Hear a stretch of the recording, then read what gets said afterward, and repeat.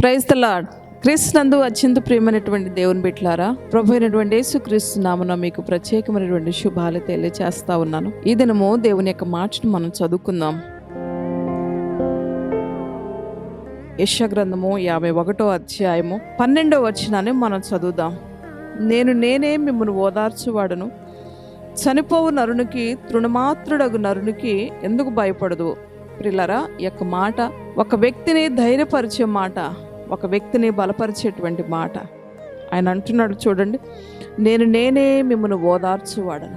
ఓదార్పు లేనటువంటి వ్యక్తిగా ఉన్నావేమో, నిన్ను ఓదార్చడం ఎవరి వల్ల కావట్లేదేమో, ఎవరిని కోల్పోయి నువ్వు దుఃఖముతో ఉన్నావో, ఎవరిని కోల్పోయి నువ్వు బాధతో ఉన్నావో, ఎవరిని కోల్పోయి దుఃఖకరమైనటువంటి పరిస్థితులతో మరి నువ్వు జీవిస్తూ ఉన్నావో, నువ్వు బ్రతుకుచూ ఉన్నావో, ఆయన అంటూ ఉన్నాడండి, నేనే మిమ్మల్ని ఓదార్చువాడను. ప్రియులారా, ఈరోజు మీకు ప్రియమైనటువంటి వారిని కోల్పోయి ఉన్నావేమో, నీ భర్తను కోల్పోయావేమో, నీ ప్రియమైనటువంటి భార్యను కోల్పోయావేమో, నీ ప్రియమైనటువంటి బిడ్డలను మీరు కోల్పోయారేమో, ఆస్తి కోల్పోయావేమో, మరి నీకున్నటువంటి ఆస్తి అంతా కూడా కోల్పోయి రిక్త హస్తాలతో నువ్వు ఉన్నావేమో, ఆదరణ లేనటువంటి వ్యక్తిగా ఉన్నావేమో.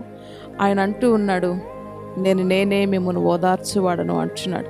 అన్నీ కోల్పోయాను ప్రభా, నా ఆస్తి పోయింది, నా డబ్బు పోయింది, నా ఇల్లు పోయింది, నా వాకిలు పోయింది, నా పిల్లలు పోయారు, నా ఆరోగ్యం క్షీణించిపోయింది, నా శరీరం అంతా కూడా క్షీణించిపోయింది, నేను ఏం చేయలేనటువంటి వ్యక్తిగా ఉన్నాను, రిక్త హస్తాలతో నేనున్నాను ప్రభు అని చెప్పి ఒకవేళ బాధపడుతూ ఉన్నావేమో.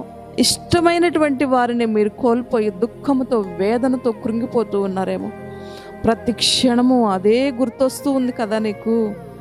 నువ్వు ఎవరిని కోల్పోయావో వారి నీకు గుర్తొస్తూ ఉన్నారు.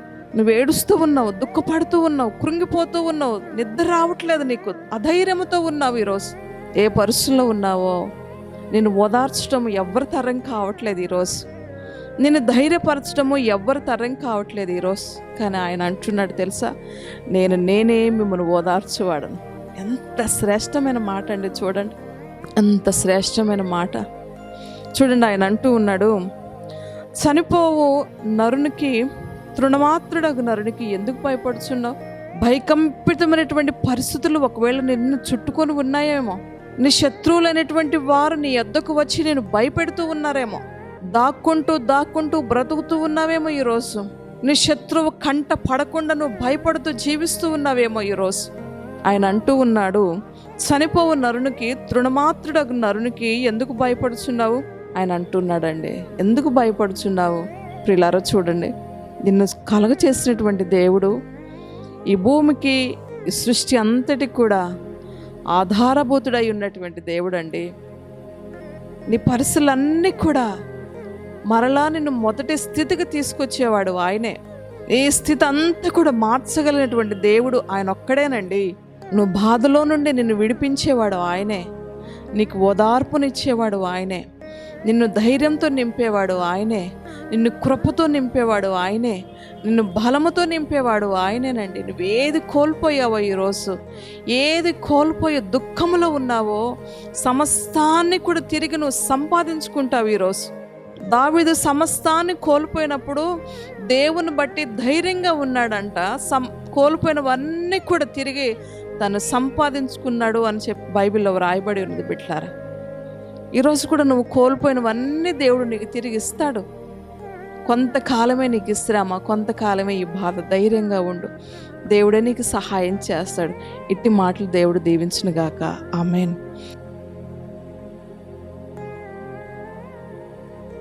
ప్రేమ కలిగిన మా తండ్రి, నమ్మకమైన దేవా, నీకు వందనాలు. ఈ మాటలు విన్న బిడ్డలందరినీ దీవించండి నాయన. సమస్యలో ఉన్నారయ్యా, ఓదార్పు లేని వారుగా ఉన్నారయ్యా, దుఃఖంలో ఉన్నారు, వేదనలో ఉన్నారు, బాధతో ఉన్నారు, చింతతో ఉన్నారు. ప్రభా, మీరే వారికి సహాయం చేయమని వేడుకుంటున్నా, మీరే వారి ఎడల కృప చూపించమని వేడుకుంటున్నా తండ్రి. వారిని ఓదార్చండి నాయన. వారు భయపడుతూ ఉన్నారు ప్రభా, భయకంపితమైన పరిస్థితులన్నిటి నుండి విడిపించమని వేడుకుంటున్నా. నీవే వారికి నాయన కార్యాన్ని జరిగించి మీ నామానికి మహిమ తెచ్చుకోమని యేసు నామాన్ని బట్టి అడిగి వేడుకుంటున్నాను తండ్రి. ఆమేన్.